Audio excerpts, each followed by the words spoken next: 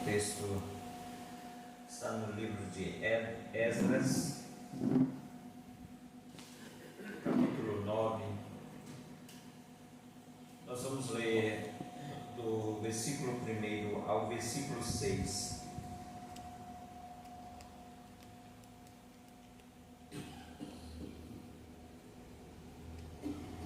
Esdras, capítulo 9,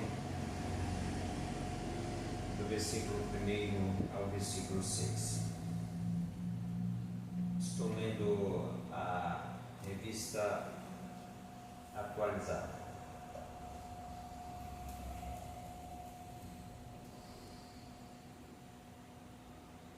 Diz assim a palavra do Senhor: Acabadas, pois, estas coisas, vieram ter comigo os príncipes, dizendo: o povo de Israel, os sacerdotes e os levitas não se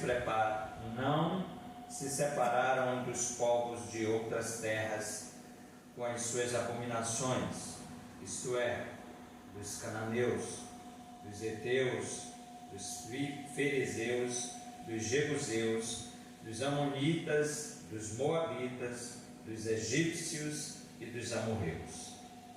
Pois tomaram de suas filhas para si e para seus filhos, e assim se misturou a linhagem santa com os povos desta terra.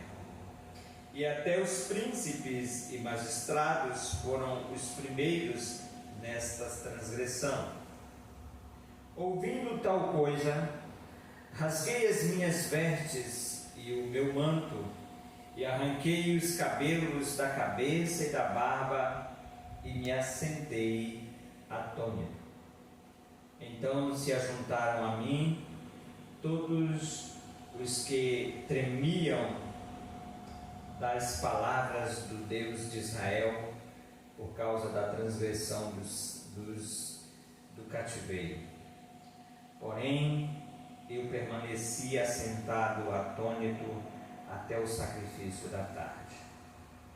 Na hora do sacrifício da tarde, levantei-me da minha humilhação, com as vestes e os mantos já rasgados, me pus de joelhos, estendi as mãos para o Senhor meu Deus e disse: meu Deus, estou confuso e envergonhado para levantar a Ti a face, meu Deus, porque as nossas iniquidades se multiplicaram sobre a nossa cabeça e a nossa culpa cresceu até os céus. Louvado seja o nome do Senhor. Pai, Te honramos pela Tua palavra que é verdadeira e fortalece as nossas vidas, alimenta a nossa alma, nosso espírito e nos conduz em direção ao céu. Nesta noite, que o Teu Espírito nos conduza no verdadeiro entendimento, que possamos aplicar em nossas vidas, Senhor, segundo aquilo que aprendemos, em nome de Jesus. Esdras estava chegando em Jerusalém, vindo da Babilônia, e chegando ali em Jerusalém, ele se depara com uma determinada situação. E diante da situação em que ele se depara, ele se coloca com tristeza, com espanto, com indignação no coração. Parece vivenciar os dias em que nós estamos vivendo, quando nós nos deparamos com essas situações e o nosso coração se entristece de saber que temos tudo para viver diante de Deus, uma vida separada, santa, mas mesmo assim não vivemos. Israel precisava entender que ele foi escolhido e separado por Deus para ser o povo de Deus. Porém, o mundo em si, as nações que os rodeavam, se achegaram até ele e eles não se contiveram naquilo que Deus tinha determinado para a vida deles, mas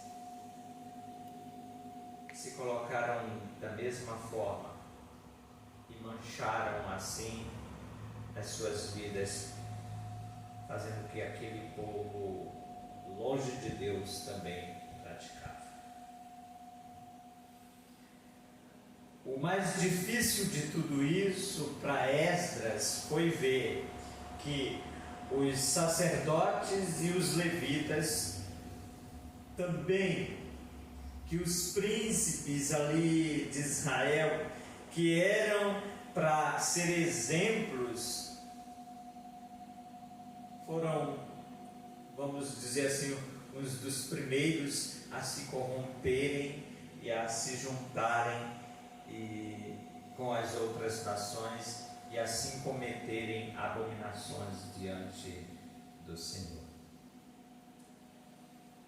Eles, em vez de se santificar, se purificar diante daquelas abominações e daquelas nações pagãs, para serem exemplos e estarem separadas, seria um diferencial no contexto em que eles estavam vivendo ali, eles simplesmente fizeram ao contrário. Tomaram as suas filhas para si e para os seus filhos, e assim se corromperam, casando-se com elas e se misturando ali à nação santa de Deus. Esdras ficou tão alarmado e tão entristecido com aquela transgressão que o povo em si tinha cometido, mas ainda mais quando ele vê os líderes, os sacerdotes, os levitas sendo os encabeçadores de toda aquela transgressão. Eu olho para hoje em dia e penso que essa mesma indignação de Esdras pode ser vivenciada por nós, ou deve ser vivenciada por nós, ao ver líderes, lideranças e pessoas que deveriam estar sendo exemplos nos dias de hoje para muitos, se corrompendo, se sujando e cada vez mais sujeira em relação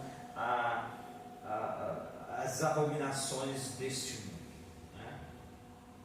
E a gente tem falado, a gente tem comentado, o texto que o pastor leu hoje é real, é propício para o momento em que nós estamos vivendo. Nós estamos vendo todos os dias essas pessoas agindo, e pasmem, irmãos, não só lá do mundo.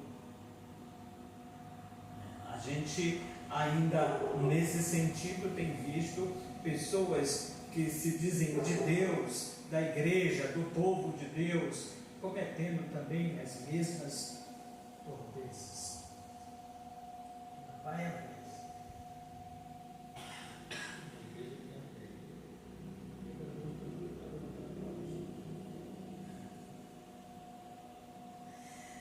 Diante dessa calamidade encontrada por Esdras, ele se entristece, ele fica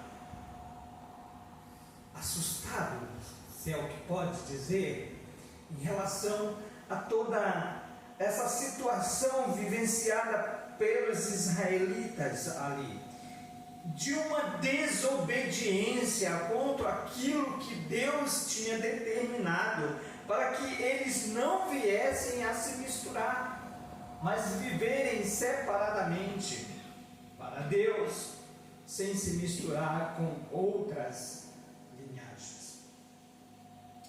E diante dessa situação, Esdras então ergue a Deus a sua oração. Nós lemos do versículo 1 ao versículo 6, eu quero chamar a atenção para o versículo 6. Depois de se lamentar, se entristecer, rasgar as suas vestes, arrancar os seus cabelos, arrancar as suas barbas, e ficar atônito, como diz a palavra, né? Parado, pensando, assustado diante de tudo aquilo, por um período de tempo. O texto diz que foi até ele se assentou de tal forma, parado, estagnado ali, até o sacrifício da tarde. Vamos dizer que ali, ao chegar ali em Jerusalém, Esdras se depara com aquela situação. Pela manhã houve toda aquela situação e ele fica assustado, indignado, entristecido e atônito. Ele age dessa forma diante de Deus. Ele rasga as suas vestes, ele arranca os seus cabelos, ele para sem falar nada. Versículo 5 diz que na hora do sacrifício da tarde, ele levanta da sua humilhação, já com as vestes rasgadas, o manto rasgado. Ele diz: me pus de joelhos, estendi as mãos para o Senhor meu Deus. E no versículo 6, ele expressa diante do Senhor. Primeiramente ele diz: meu Deus, estou confuso e envergonhado. Não tenho coragem de levantar a ti a minha face. Ele diz: meu Deus, não tenho. Diante desta situação, diante desta condição que eu não consigo entender, eu confesso que estou com vergonha de tudo isso. E nessa situação, nós vemos Esdras em nenhum momento dizer, acusar, apontar o dedo alguém que tivesse cometido esses erros diante de Deus. Nessa confissão perante Deus, Esdras que declara estar confuso e envergonhado diante da situação, ele não aponta o dedo especificamente: vocês fizeram isso, vocês pecaram, vocês sacerdotes se distanciaram, se misturaram, desobedeceram, vocês levitas fizeram isso, vocês príncipes de Israel cometeram esse pecado tão vergonhoso diante de Deus. Em nenhum momento nós vemos Esdras fazer isso. Mas o que nos chama a atenção é que Esdras não estava em Jerusalém, ele estava em outra cidade, em outro país, em outra nação, e ele chega agora em Jerusalém e se depara com aquela situação.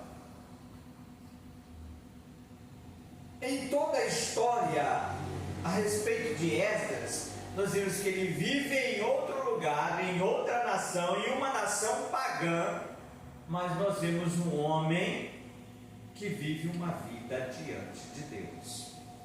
Nada desabona a vida espiritual que Esdras leva diante de Deus, mesmo vivendo em um contexto que não era propício, mas ele tinha uma vida santa diante de Deus. E ele chega então em Jerusalém e ele diz assim: eu sou o culpado disso. Ele se coloca nessa situação. Esdras se identifica como o transgressor diante de Deus. Esdras não estava casado com nenhuma mulher que não fosse do meio israelita. Seus filhos,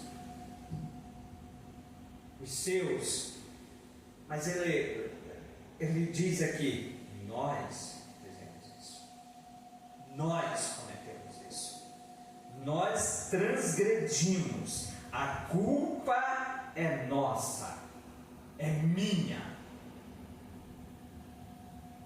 eu fiz isso diante de Deus. As nossas iniquidades se multiplicaram sobre a nossa cabeça e a nossa culpa cresceu até os céus, diz o versículo 6, as palavras de Esdras diante de Deus, a sua voz diante do Senhor. Ele diz: porque foi as nossas iniquidades, porque foi elas que se multiplicaram de tal forma sobre nós que elas chegaram até os céus. O que eu vejo é que Esdras foi tomado de tamanha convicção de pecado. Talvez é o que esteja faltando para as nossas vidas. Não sei para os irmãos, mas ultimamente, há uns dias para cá, eu tenho pensado muito a respeito disso. Como eu estou perante Deus, a minha vida de pecado.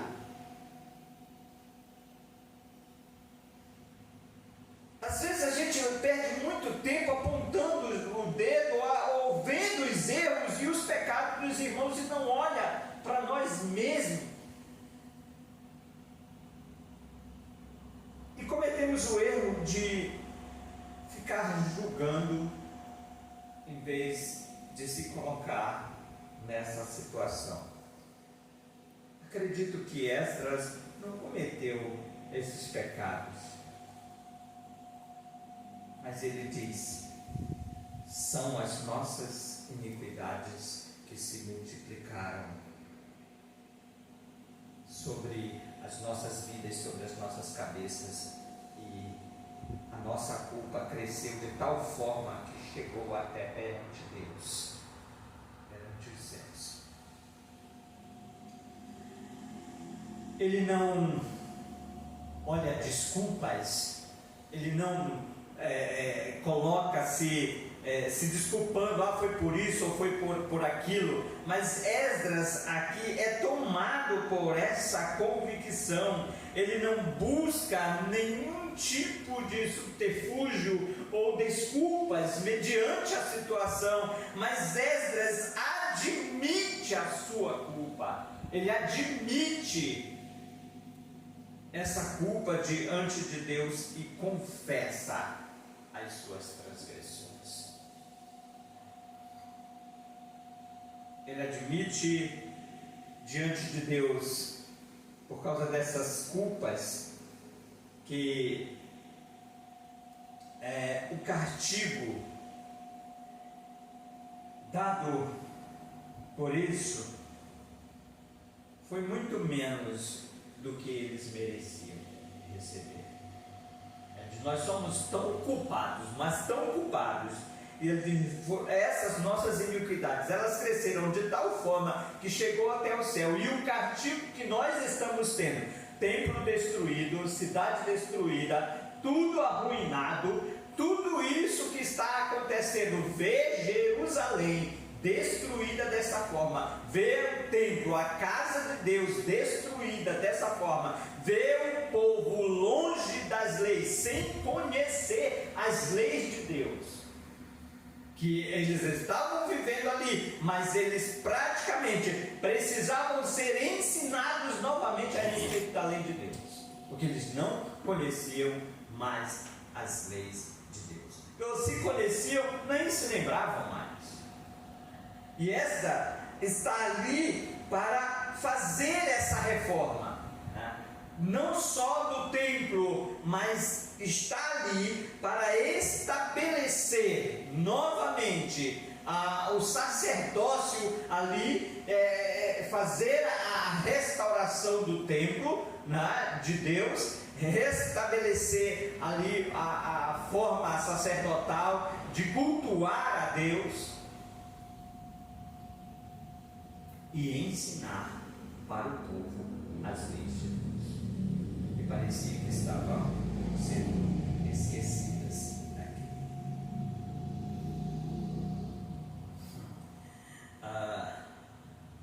Ao admitir que o castigo, a situação de Jerusalém, era um castigo muito pequeno diante do que era merecido por eles, a gente vê Esdras nessa pequena oração. Somente nesse versículo, Esdras expressando, dizendo, por causa das nossas transgressões, rogar a misericórdia divina de Deus. Eu preciso fazer isso sem ostentar qualquer fiapo de merecimento. Nós não merecemos nada. O castigo, na verdade, que nós merecíamos era muito maior do que este, pela transgressão que nós cometemos diante de Deus. A gente vê a cada dia isso crescendo, se multiplicar. Nós somos muito malhados, vamos dizer assim, em relação a nós não acreditarmos e não termos a crença de que a igreja passará pela grande tribulação, mas já está vivendo a grande tribulação, né? E nós muitas vezes, por admitir isso, né, somos malhados e até desprezados por conta disso. Mas olhar para toda essa situação vivenciada ali por Esdras e olhar para as nossas vidas nos dias de hoje, vemos as mesmas doenças do povo de Israel ali naquela época. Irmãos, doenças físicas, doenças emocionais que nós vemos hoje, ansiedade, depressão e tantas outras doenças aí, são chamadas biblicamente, olhando, analisando o que os textos bíblicos falam a respeito. Biblicamente nós podemos dizer que essas doenças são doenças hematogênicas, ou seja, relacionadas ao pecado, relacionadas ao pecado. São doenças geradas pelo pecado. E às vezes a gente vê muito isso acontecer. Paulo fala um pouco a respeito de Tiago, fala um pouco a respeito disso. Tiago, capítulo, se eu me lembro, capítulo 5,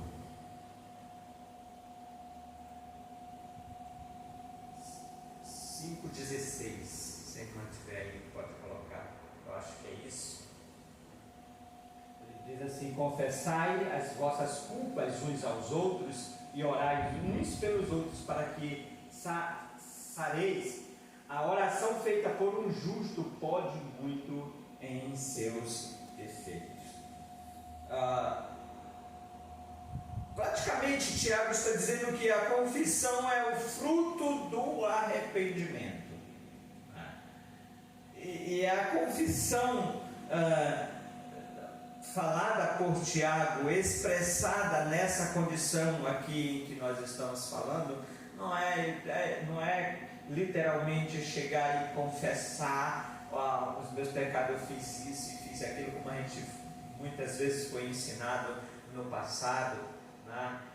Mas é fazer como Esdras fez, é se deparar com a situação, olhar para Deus, se envergonhar da situação, se envergonhar dos seus atos, sentir vergonha de ver que eu tinha a condição de viver uma vida diferente e agora vejo o mundo em si. Eu olho para minha família, eu olho para os meus irmãos, eu olho para os meus sobrinhos, e vejo eles que foram ensinados nos caminhos do Senhor, criados na igreja,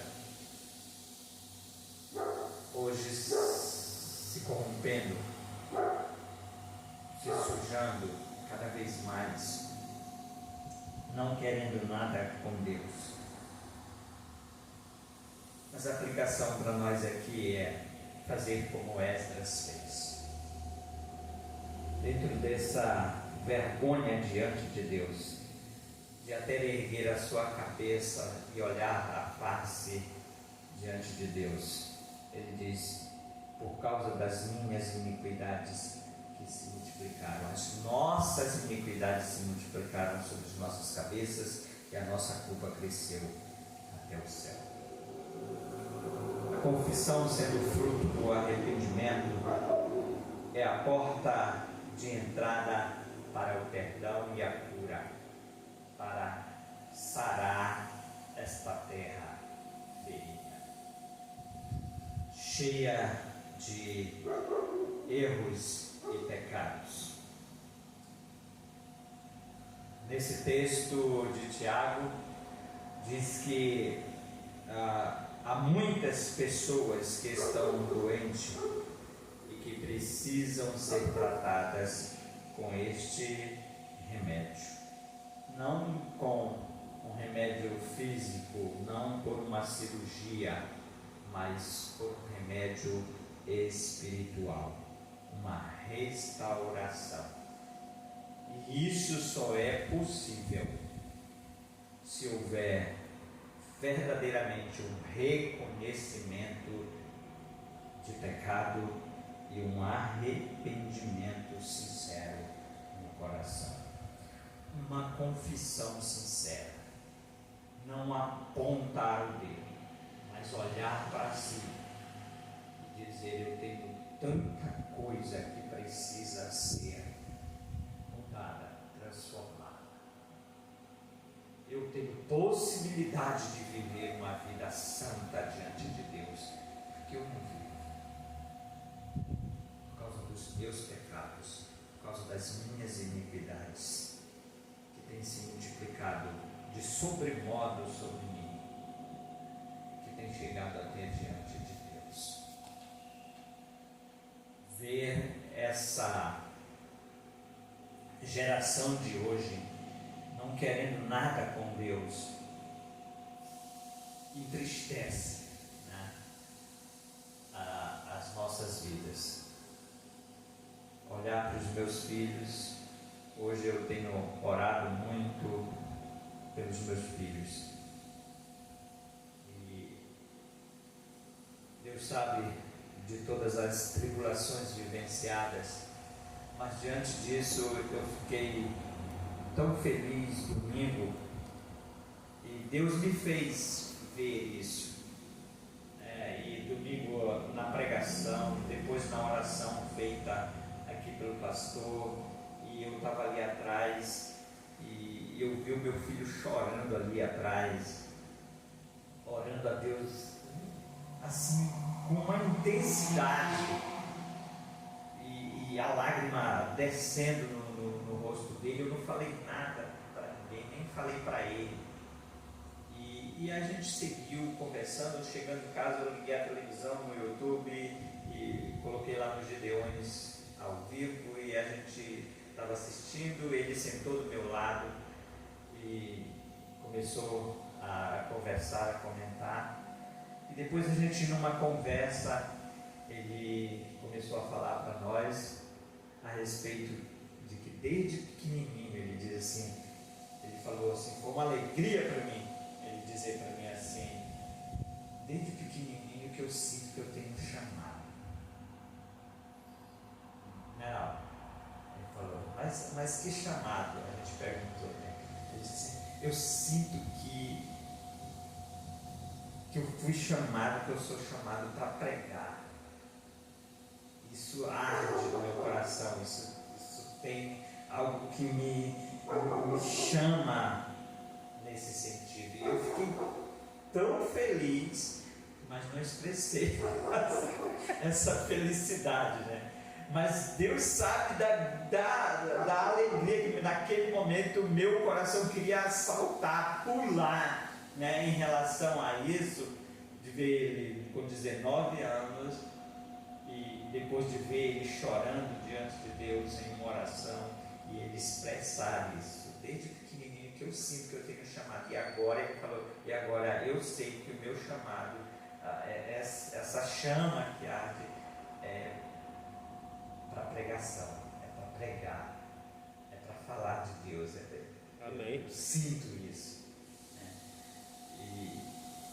E é um dos motivos que faz com que a gente olhe cada vez mais para isso aqui. São os meus pecados, são as minhas culpas. Eu preciso desta restauração. Eu preciso que as pessoas que estão próximas de mim, que eu amo, sejam restauradas também. Mas eu não posso apontar o dedo para elas. Eu preciso confessar que nós somos culpados por essa geração ser tão distante de Deus. Precisamos ensinar a cada dia. Meus amados irmãos, o pecado ele escraviza, atormenta a vida, mas a confissão ela liberta e restaura. Se nós confessássemos mais, se nós olhássemos para dentro do nosso coração nessa condição que fez Esdras, nós seríamos de fato curados e restaurados por Deus. A necessidade que temos, ela é verdadeiramente vivenciada nesses dias de hoje. Necessidade de confessar sinceramente, com toda a sinceridade do coração, a nossa condição de pecador perante Deus. E ao olharmos os textos bíblicos, nós somos constrangidos a isso. Que Deus nos dê um coração arrependido e nos leve à confissão sincera diante de todo o pecado cometido, de toda a transgressão cometida diante de Deus, para sermos restaurados. Antes de tudo isso aqui, Esdras se coloca 120 dias em oração perante Deus. 120 dias em oração. Eu estava comentando com o Cris a respeito de oração antes de começar o culto, a gente estava falando.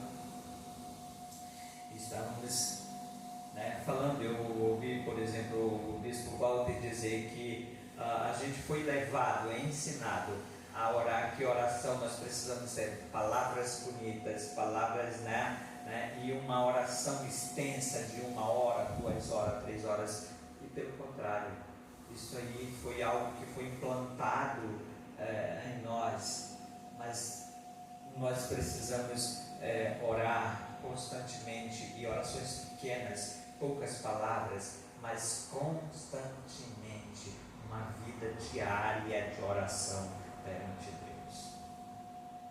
E eu achei interessante o bispo falar que às vezes, mas eu ainda não orei hoje, mas você já disse: ô Senhor, muito obrigado por esse dia. Você já fez a sua primeira oração. E viver em oração, estar em oração perante Deus o tempo todo, constantemente, seja aqui, seja em casa, seja no trabalho, seja na rua, seja em qualquer lugar, com um coração sincero, reconhecendo os nossos erros, para que Deus venha nos restaurar. Se nós fôssemos discorrer a história de Esdras, nós vamos ver a restauração do templo, ensinar a lei. Só o fato de ensinar a lei para o povo, a história, o escrito em Esdras diz que ele começou do raiar da alvorada, né, do sol, ao nascer do sol, e foi o dia inteiro no sol quente. As pessoas, homens, crianças, mulheres, velhos, idosos, todos ali, não arredavam o pé o dia inteiro, ouvindo a respeito da mensagem de Deus. Nós precisamos verdadeiramente viver essa vida de sinceridade diante de Deus, para sermos restaurados.